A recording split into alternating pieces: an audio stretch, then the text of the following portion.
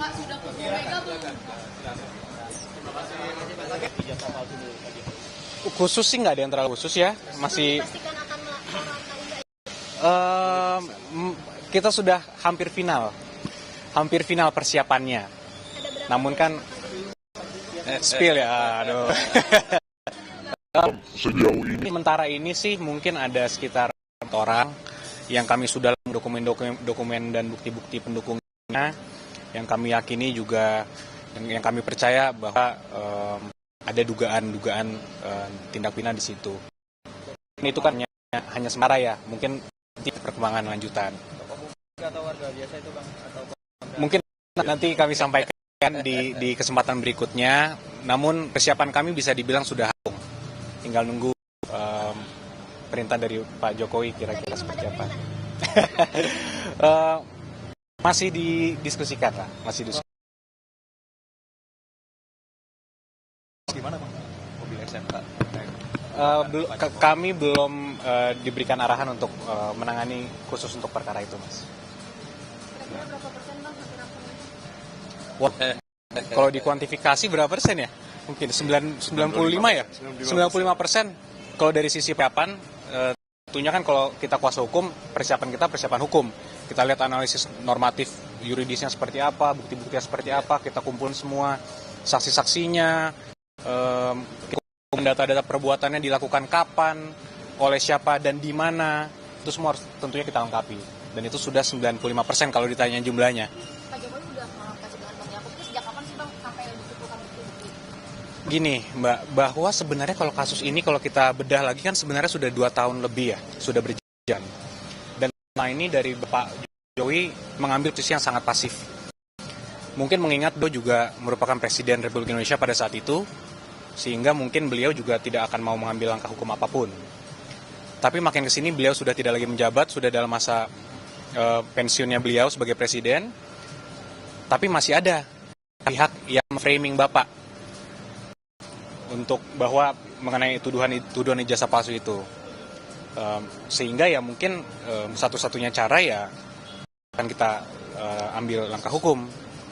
Jadi kami juga ingin meluruskan juga sedikit bahwa ada framing-framing di media seakan-akan tunjukkan aja lah Pak ijazahnya, tunjukkan aja pasti selesai kasusnya. Pertama kami sampaikan bahwa kalau sampai tunjukkan ini presiden yang sangat-sangat buruk untuk penegakan hukum di Republik ini. Daerah, menteri-menteri itu semua bisa asal dimintakan aja oleh pihak-pihak yang tidak berkepentingan. Mana ijazahnya? Ijazahnya palsu ya? Tolong perlihatkan ke saya. Apakah itu menjadi contoh hukum yang baik? Kan sangat tidak. Gitu. Jadi ini pembelajaran hukum yang baik juga. Jangan sampai ini bisa terjadi ke masyarakat lain. Bahwa semua orang bisa seenaknya diminta dan harus memperlihatkan seakan-akan itu merupakan beban pembuktian. Ada yang ada di tertuduhnya itu sendiri. Dan kami sudah melihat sendiri ijazah Bapak Jokowi dengan mata kepala kami sendiri. Sudah juga dikonfirmasi oleh pihak UGM sebagai pihak yang menerbitkan. Artinya pihak yang berwenang. Namun masih juga ada pihak-pihak yang mempertanyakan ini. Jadi kalau menurut pendapat kami, ini sudah bukan lagi mengenai ijazah Bapak. Ini bukan lagi mengenai ada niat betul untuk mengkonfirmasi verifikasi ijazah Bapak. Karena ini sudah dilakukan konfirmasi oleh pihak UGM. Apalagi. Jadi kami lihat pendapat kami ini sudah ada juga ya mungkin upaya-upaya beberapa kelompok masyarakat juga atau pribadi juga untuk mendiskreditkan, menyerang martabat Bapak Jokowi. Inilah mengapa juga kami tentunya sebagai kuasa hukum terus berdiskusi dengan Bapak sangat intens mengenai ini dan ya mungkin dalam waktu dekat kita akan ambil langkah-langkah hukum. Dengan Pak Jokowi menyatakan siap menunjukkan ijazah aslinya selama dipanggil persidangan atau hakim gitu. Itu sudah konsultasi dengan tim kuasa hukum atau tidak? Sudah. Akan hari sidang berarti Pak Jokowi besok? Tentunya prosedurnya kan sudah ada. Kalau nanti kita tempuh sudah ada diatur dalam kitab. Semuanya jelas. Kapan kita harus menunjukkan itu, kapan kita harus memperlihatkan apakah ke penyidik perlihatkan, apakah nanti diminta hakim. Itu semua sudah ada mekanismenya. Tapi poinnya adalah Bapak Jokowi sangat tidak keberatan kalau memang diminta sesuai dengan hukum. Itu yang paling penting. Ini laporannya langsung ke pengadilan atau ke kepolisian terlebih dahulu? Masih kita tinjau lagi. Namun sepertinya pidana perdata sih tetap kita cadangkan hak hukum tersebut, hak Bapak. Cuman di masa dekat ini mungkin akan kita tempuh jalur dana mungkin.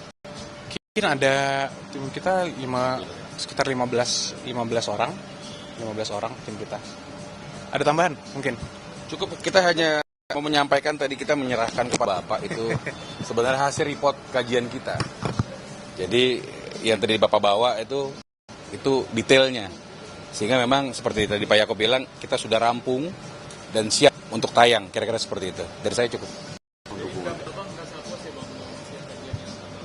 Puas tidak puas kan ini lebih kepadanya Bapak menyayangkan, dan oleh karena itu kita pers untuk menyiarkan suatu hal yang benarnya, sekaligus menyampaikan kepada masyarakat untuk menghentikan narasi-narasi negatif dan sampai seperti itu. Kan ada opsi sebelum nanti akan melakukan laporan. Jadi sebenarnya apa yang kita sampaikan ini dan kemarin konferensi pers itu sudah terbuka. Kita sudah bilang hentikan, tolong jangan sampai melewati lagi, tapi masih terus, artinya ada niatan. Kira-kira seperti itu.